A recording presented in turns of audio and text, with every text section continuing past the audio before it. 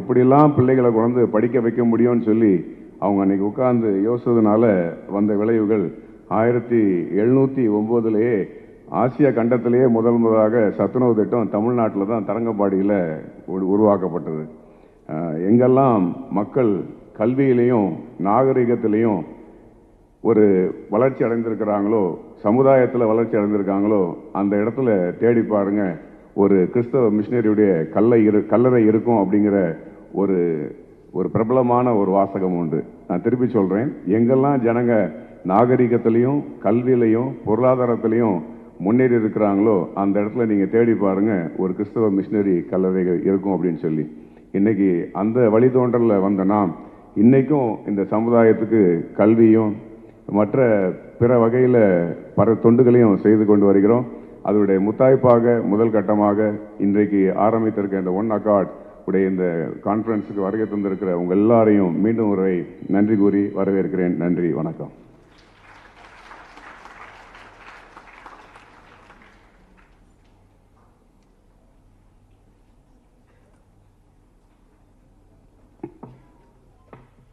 I now call upon Ms. Anita, the Director, One Accord Forum and the CEO of Edrivel, to present to us an audio-visual presentation and for her introductory speech. Over to you, ma'am.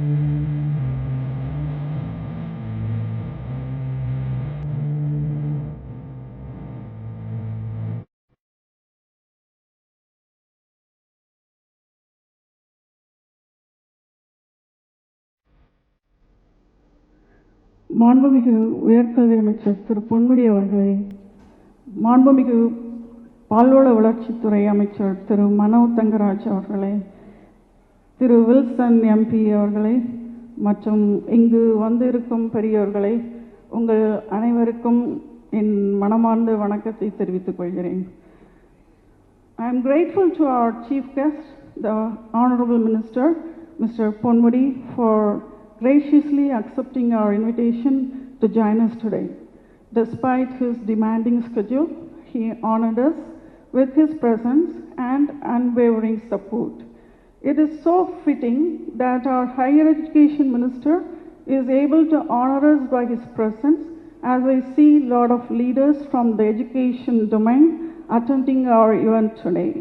I extend my heartfelt appreciation to our Higher Education Minister for his steadfast encouragement for girls pursuing higher education, his dedication to women empowerment through initiatives such as free bus passes and stipends for college attendance has been truly inspiring.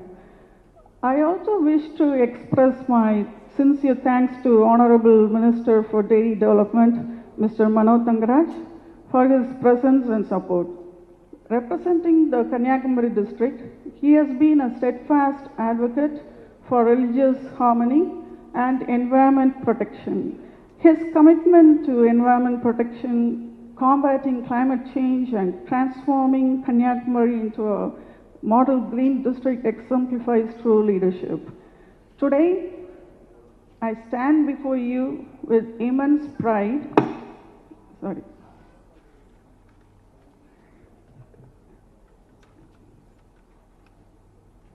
So today I stand before you with immense pride and enthusiasm as we gather under the banner of the One Accord Socio-Economic Forum, or simply One Accord Forum. This organization stands as a beacon of hope and empowerment of Christian communities across the nation. Our vision drives our collective efforts towards fostering unity and contributing to the holistic development of society through faith-inspired solutions and compassionate initiatives.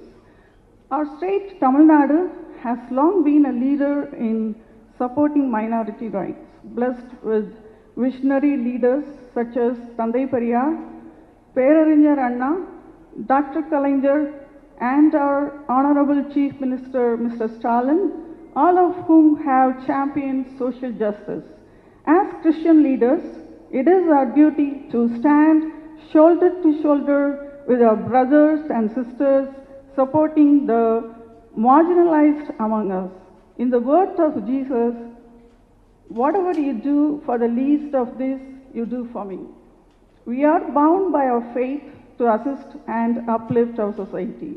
Our overarching vision is to empower Christian communities throughout India, starting with Tamil Nadu. Our principles are clear. We maintain our focus on the common good of the community, and we dedicate ourselves solely to the well-being of the community, free from personal agendas. We embrace a leadership that prioritizes collaboration and inclusivity, and we remain neutral in political matters to ensure impartiality and effectiveness. And we are a non-profit organization. We operate solely for the betterment of society without seeking monetary gain. And our goals are to serve as the leading platform for Christians in Tamil Nadu, providing a collaborative space for exchanging ideas, resources, and support to address pressing socio-economic issues, to empower individuals and communities through advocacy, service, education, representation, sustainable initiatives, while nurturing a deeper spiritual connection and understanding of our faith. To uphold Christian values of love, peace, unity, and service, actively engaging with diverse stakeholders to continue our positive impact in our state. To establish and promote socio-economic development through collaboration between Christian businessmen and political leaders, thereby stimulating economic growth within the Christian community and society at large. So at the heart of our organization is a mission that guides our endeavor. We strive to be the leading platform for minorities in Tamil Nadu, fostering a collaborative spirit that acknowledges the power of working together to address and overcome the pressing societal issues facing our communities. Our commitment is multifaceted. Through advocacy, education, and sustainable initiatives, we aim to empower individuals and communities. However, our mission extends beyond the tangible. We seek to nurture a deeper spiritual connection and understanding of our faith, recognizing that true empowerment arises not only from addressing material needs, but also from fostering spiritual well-being. Central to our endeavors are the timeless Christian values of love, unity, and service. These values guide our actions, ensuring that our work is impactful and aligned with the principles that define our faith. As we progress in this journey, we remain committed to actively engaging with diverse stakeholders. We understand that positive and lasting change requires collaboration with individuals, organizations, and communities beyond our immediate circles. By building bridges and forming partnerships, we amplify our impact and contribute to a more just and equitable society. In conclusion, our organization stands at the intersection of faith and action, and we are not merely a forum, we are a catalyst for positive change. Together, let us uphold our vision of empowering Christian communities, fostering unity, and contributing to the holistic development of our society. Through our mission, guided by Christian values, we embark on a journey of service, advocacy, and collaboration that will leave a lasting legacy in the hearts and minds of the people. Thank you.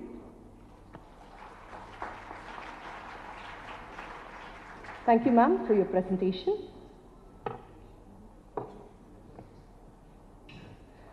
Having held several positions from his younger age, he is a seasoned advocate, known for handling sensitive and high-profile cases. Thiru P. Wilson. When he was appointed as Additional Solicitor General of South India, he was the youngest ASGI ever appointed in India. With such a rich experience in this field, he is now a senior advocate and the elected member of Rajya Sabha from Tamil Nadu. A member of the Committee of Personal Public Grievances, Law and Justice, a member of the Parliamentary Consultative Committee on Women and Child Development. It is truly my pleasure and honor to invite Thiru P. Wilson to give his felicitations.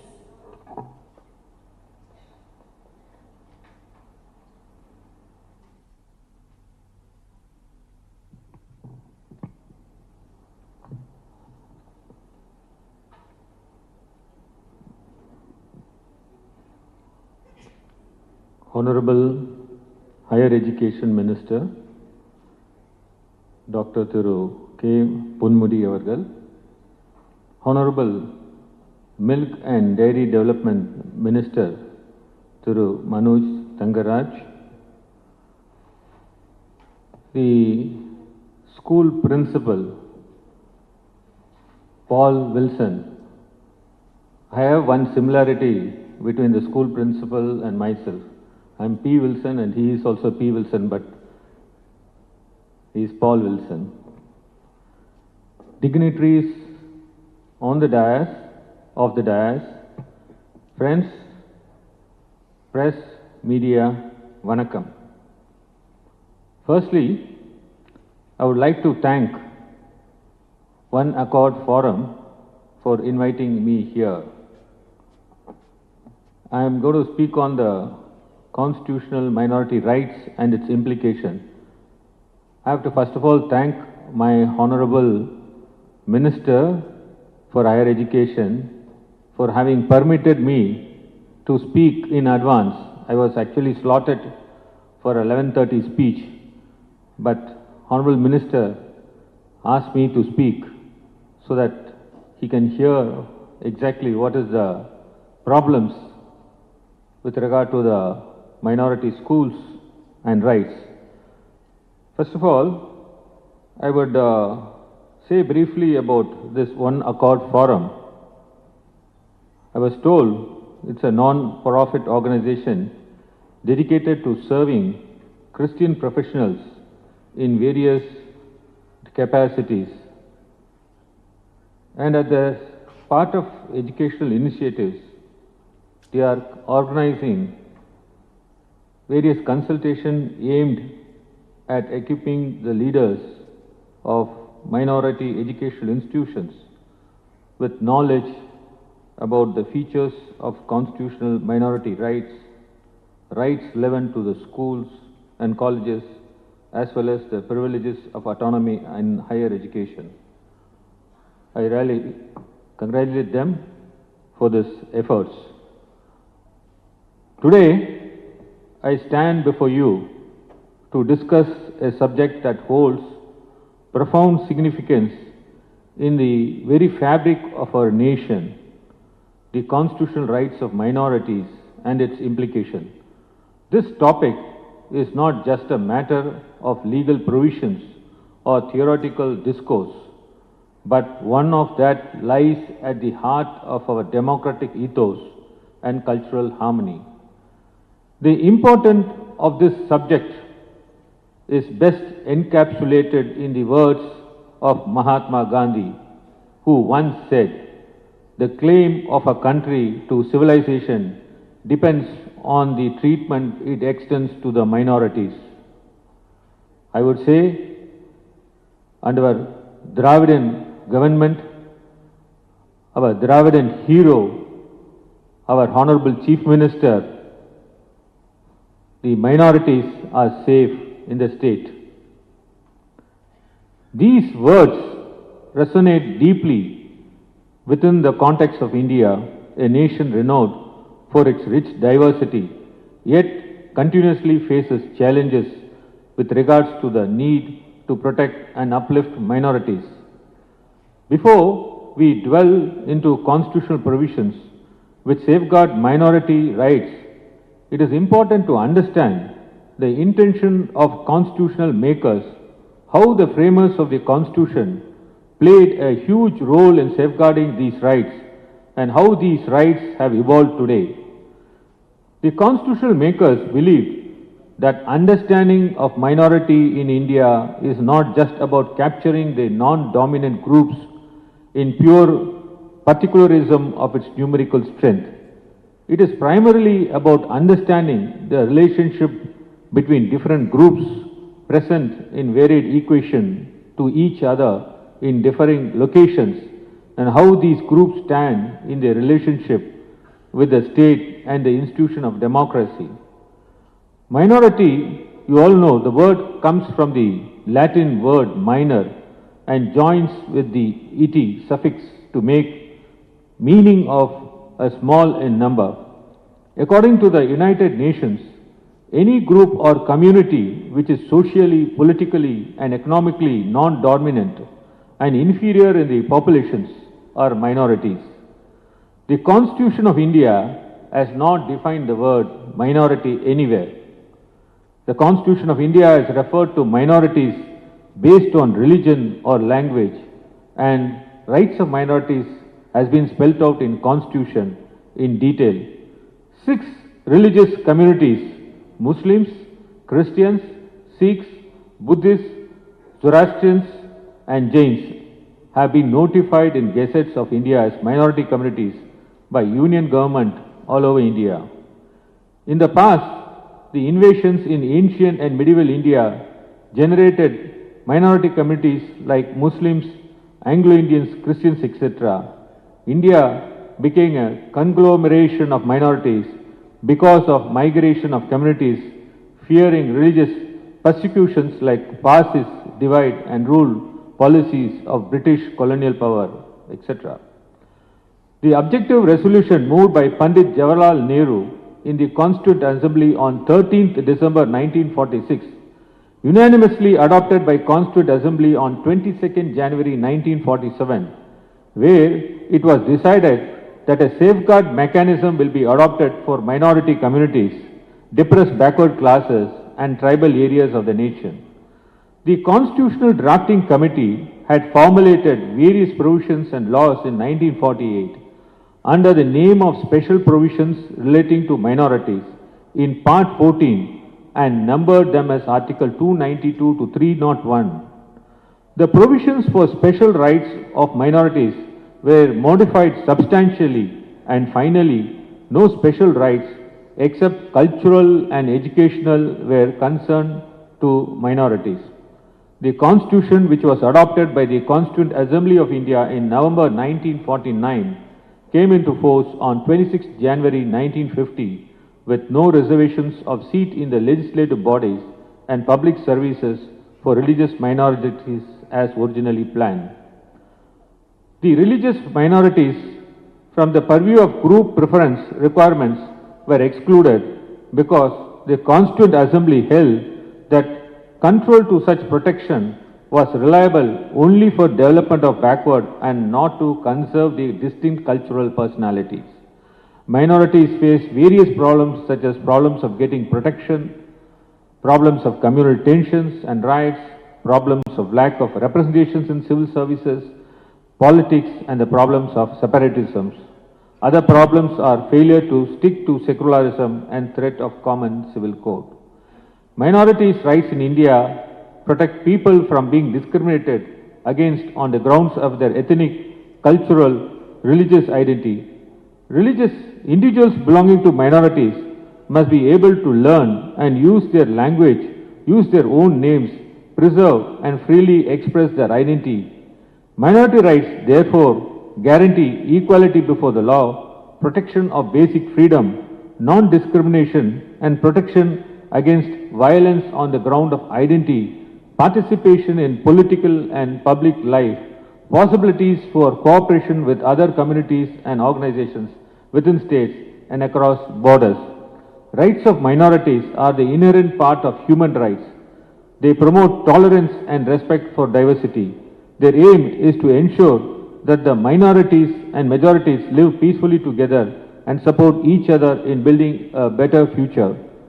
The constitutional makers gave assurances to the minorities when constitution was made.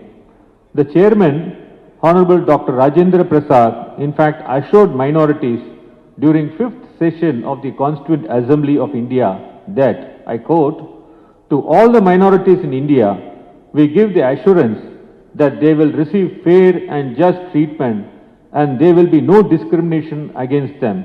The religion, their culture and their language are safe and they will enjoy all the rights and privileges of citizenship and will be expected in their turn to render loyalty to the country in which they live and its constitution. To all, we give the assurance that it will be our endeavor to end poverty and secular and companions, hunger and disease, to abolish distinction and exploitation, and to ensure decent conditions of living." Unquote. The constitution makers understood the need to balance the protection of minority rights with overarching goal of national unity. One of the most compelling voices in this debate was Dr. B.R. Ambedkar, the principal architect of our constitution. He emphatically stated, I quote, "To diehards who have developed a kind of fanaticism against minority protection, I would like to say two things. One is that minorities are an explosive force. If it erupts, can blow up the whole fabric of the state." He further stated that minorities in India have accepted majority rule, not political majority, and emphasized the responsibility to ensure there is no discrimination against minorities. Dr. Ambedkar's words underscore the delicate balance that must be maintained in a democracy like ours. The treatment of minorities is not just about their legal rights. It is about the moral responsibility of the majority in the country to create an inclusive society where everyone feels secure. However, the reality is different. The history bears a testimony to the fact that those who are in majority and in a dominant position, by virtue of their number, to impose their ideas and values upon others who are in a non-dominant position. Thus, the minorities who are usually in a non-dominant position in democracies face discrimination and sometimes hostility on the part of the dominant majority, and therefore it becomes difficult for them to realize their equal rights as citizens. This is the reason that minorities everywhere demand certain assurances, rights and special safeguards and effective institutional arrangements for enabling them to live with dignity as a citizen and as a member of minority group. In India, some fringe groups and political parties in the country want to shrug off all the responsibility and assurances given by the constitutional makers. In fact, I'm sorry to say about this, some MLA, not here, outside our state, and some MPs, not here, outside our states, have given an open statement to turn this country into a Hinducha country. The only thing that is standing against that evil intention is Constitution. Time and again, it has safeguarded rights of minorities, and I am fully confident it will continue to do so for centuries to come, defend against these and other evil forces. The Supreme Court has played a vital role in keeping intact the secular character of Indian Republic. It has declared secularism as a basic feature of the Constitution. It has also maintained a delicate balance between the values of secularism and fundamental right to freedom of religion. In a country where Hindus are said to be more than 80% of the total population, the judiciary has consistently upheld the freedom of conscience and right to profess, practice and propagate religion of one's choice. Keeping in view the sensitivity of the people of India towards religious issues, the Supreme Court has foiled all attempts of communalists to misuse religion for political gains and for disturbing communal harmony and peace. Friends, I would like to tell about the rights of minorities under the Constitution. The constitutional rights of minorities in India can broadly be categorized into two domains, the common domain and the separate domain. The rights under the common domain are enjoyed by all citizens irrespective of their minority status. These include fundamental rights such as the right to equality, freedom of speech and protection from discrimination. The separate domain, on the other hand, comprises rights specifically tailored to protect the identities of minorities. The common domain of the constitutional rights comes under both the fundamental rights, that is the Part 3 of the Indian Constitution, and directive principles of state policy, which is coming under the Part 4 of Indian Constitution. The directive principles of state policy is a set of non-justifiable rights which are connected with the social and economic rights of the people. These rights are legally not binding upon the state, but are fundamental in the governance of the country, and it shall be the duty of the state to apply these principles in making laws. The directive principles of state policy includes the following provisions which have significant implications from the minorities of our country. 1. The obligation of the state to endeavor to eliminate inequalities in status, facilities and opportunities against individuals and groups of peoples residing in different areas and engage in different occasions. This is assured under Article 38, Sub-Article 2. Under Article 46, it is guaranteed that the obligation of the state to promote with special care the educational and economic interest of the weaker sections of the people, besides scheduled caste and scheduled tribe. Part 4A of the Indian Constitution, which deals with the fundamental duties, applies to all citizens, including those belonging to minorities. Article 51A, which is of special relevance for the minorities, has the following provisions for them. One is citizens' duty to promote harmony and the spirit of common brotherhood among all the people of India, transcending religions, linguistic and regional or sensational directives. And number 2 is citizens' duty to value and preserve the rich heritage of our composite culture. Part 3 of the Indian Constitution, you all would have heard about this Part 3. This deals with the fundamental rights, which is divided into two parts. Rights which comes under the common domain and rights which fall under the separate domain. It is often called as the government of law or rule of law and not of man. The first one is Article 14, which talks about the people's right to equality before the law and equal protection of the laws. So that is how we say, treat us with equality. The second one flows from Article 15(1) and 2. This is about the prohibition of discrimination against citizens on grounds of religion, race, caste, sex or place of birth. Article 15.4, which is an important article, you should know about this Article 15.4. Today we have reservations in all over India.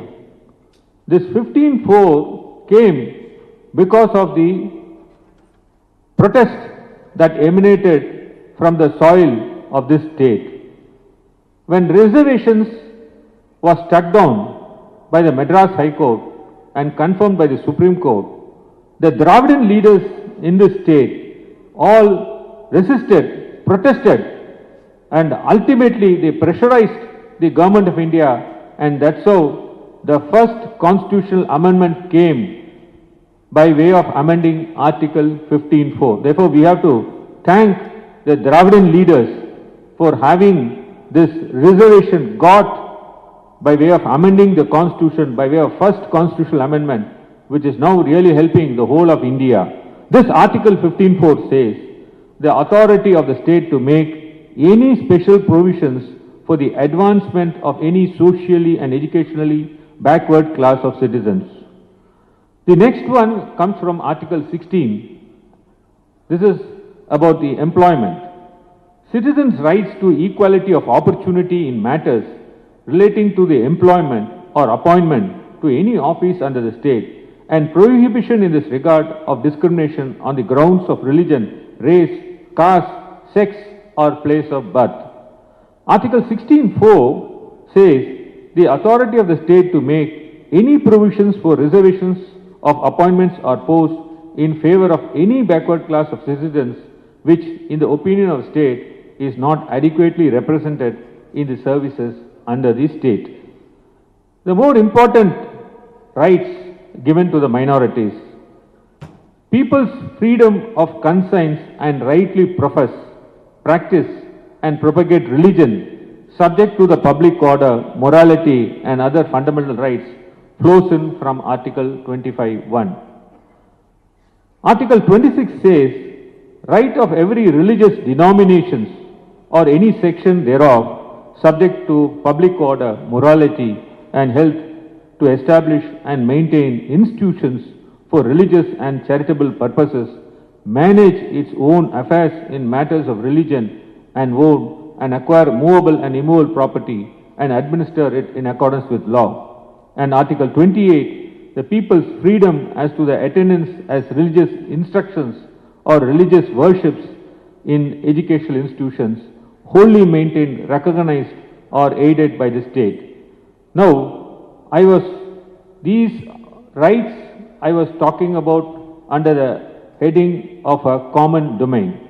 Now I will come to the separate domain. The separate domain, which is a rights guaranteed to the minorities.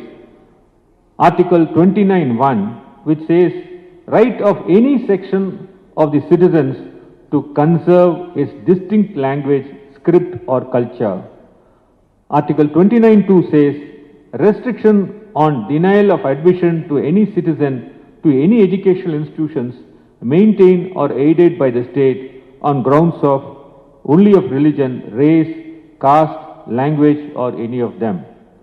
Article 31, this institution, MCC and other Christian institutions, they breathe under Article 30. 31 deals about the right of all religious and linguistic minorities to establish and administer educational institutions of their choice. This is one of the important rights which the Constitution has guaranteed, and that is how you can see all over the country the minorities have established the institutions and administering them. In fact, Supreme Court has protected these institutions from interference from even the government also. Article 30, subarticle 2 says the freedom of minority managed educational institutions from discrimination in the matter of receiving aid from the state. Special provisions relating to the language spoken by a section of the population of any state is set in the Article 347. This right of the minorities to establish various institutions in Tamil Nadu. In fact, I would say Dr. Kalaignar, during his tenure as a chief minister, in fact, has given lot of facilities, or lot of schools have been brought within the ambit of grant in aid schools. The DMK, when it was in power, has made many schools as a grant in aid schools, and in fact even has approved the schools going ahead with appointing teachers individually by them, and of course sending it for the approval by the appropriate authority. That powers under Article 30 was fully respected by our state government. Freedom of this minority managed educational institution, as I said, is not only from the discrimination in the matter of receiving aid from the state, but also for the administering the educational institutions of their choice. So far as Article 350A, it deals with the facilities for instructions in mother tongue at primary stage.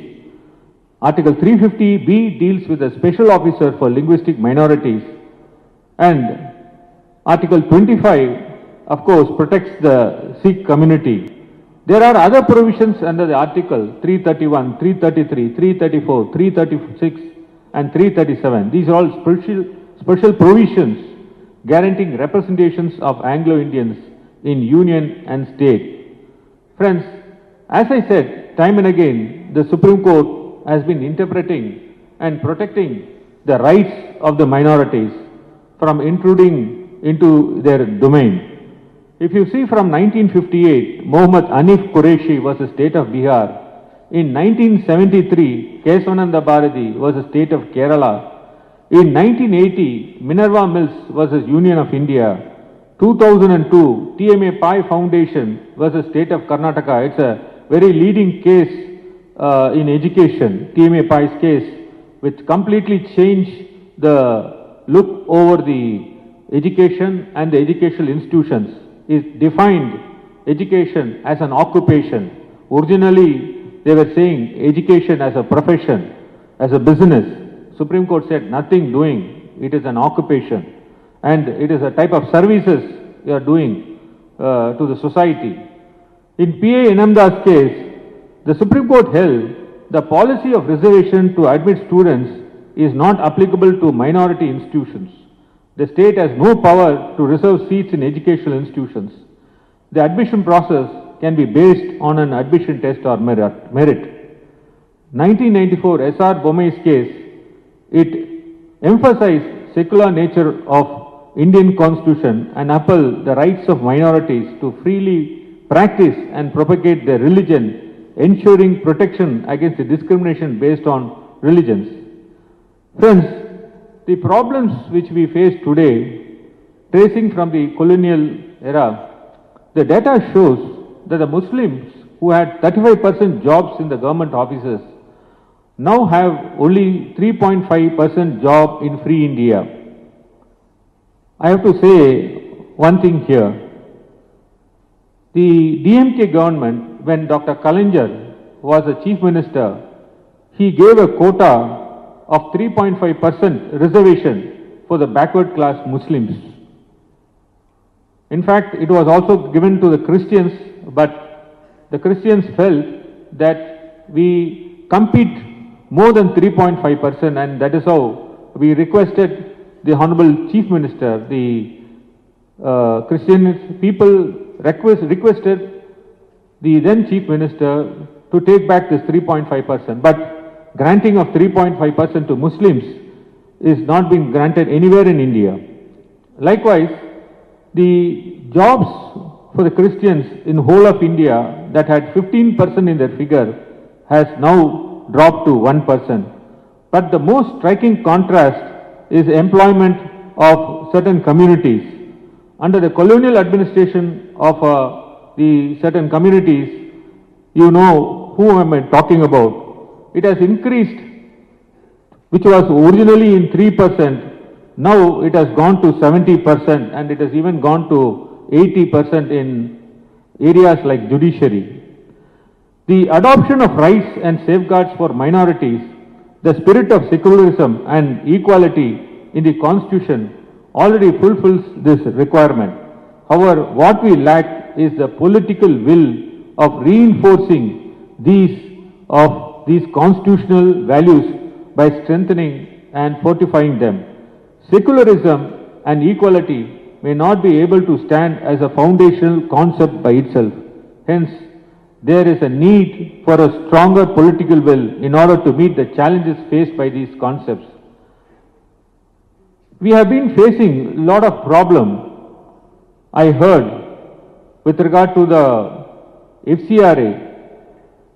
In fact, the US Commission on International Religious Freedom published a paper on constitutional and legal challenges faced by religious minorities in India. It highlights various issues in the country.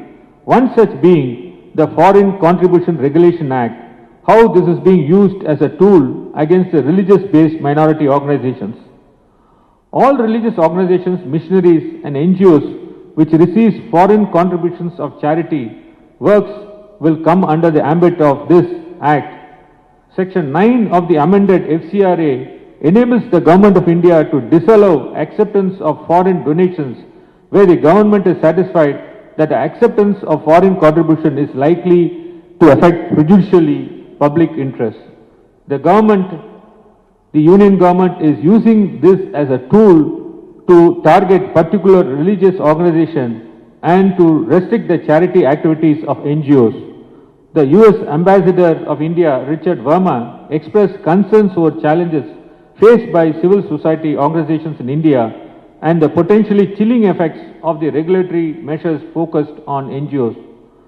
On the other hand, some party in 2016 hastily and silently introduced an amendment of FCRA. I said about the party which is ruling the Union government. They introduced an amendment in 2016 to FCRA, that too during budget session, to legalize funding by foreign entities to political parties. The amendment came into force retroactively from 2010 when the FCRA was introduced. The amendment was in response to a 2014 Delhi High Court decision in which the court determined the party were guilty of violating the FCRA because they received billions of dollars from foreign entities for the 2014 election campaigns. I have in fact written a detailed letter to the Honorable Home Minister and I have not received any response. Friends, I can hear that there are lot of problems with the minority institutions. In fact, the principal said about the adoption of the UGC regulation 2018 by the erstwhile government. I said the government headed by the former Chief Minister, Mr. Edapadi Palnichami, when GOMS number 5 dated 11/1/2021 was passed. I hope and trust that these difficulties in running the minority institutions will be taken care of by the government, and of course our Honorable Higher Education Minister is here, will certainly look into. In fact, I have been informed that the schools run by the Catholic Diocese have given a representation to the Honorable Chief Minister as well as to the Honorable Higher Education Minister, School Education Minister, as well as to the Secretary School Education, highlighting various difficulties and the involvement and interferences which is not expected when one has to interpret the rights of the minorities under the Constitution, and I assure that all these issues will certainly be taken care of the honorable dignitaries who is there on the dais, and the Honorable Chief Minister. With this, I thank you for allowing and coming here and speaking on the minority rights. Thank you very much.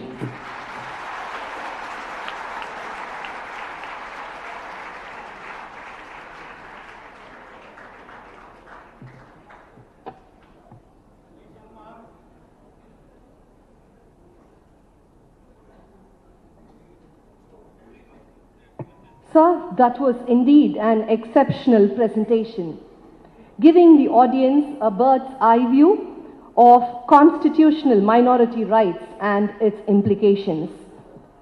And I'm sure your insights and expertise will surely make a significant impact on the minority institutions. Thank you once again, sir. It's most fitting to honor the honorable ministers who are in our midst this morning.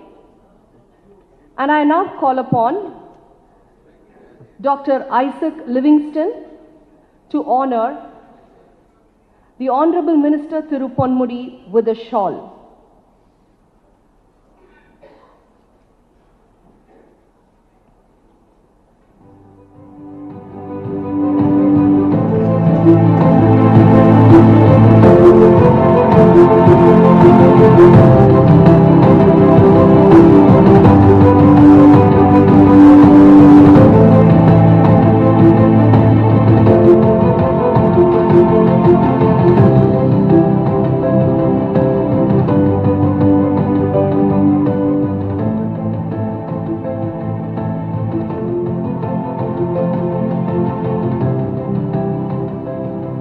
May I request Miss Anita to honor Thiru Ponmudi with a basket of fruits.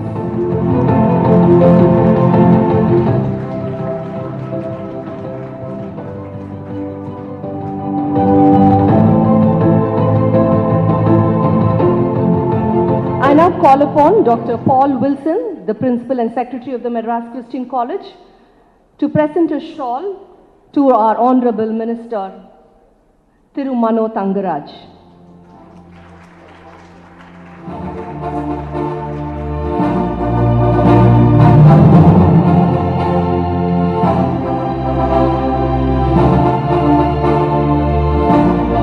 I request Mr. Naveen to come on the stage. Mr. Naveen, to kindly felicitate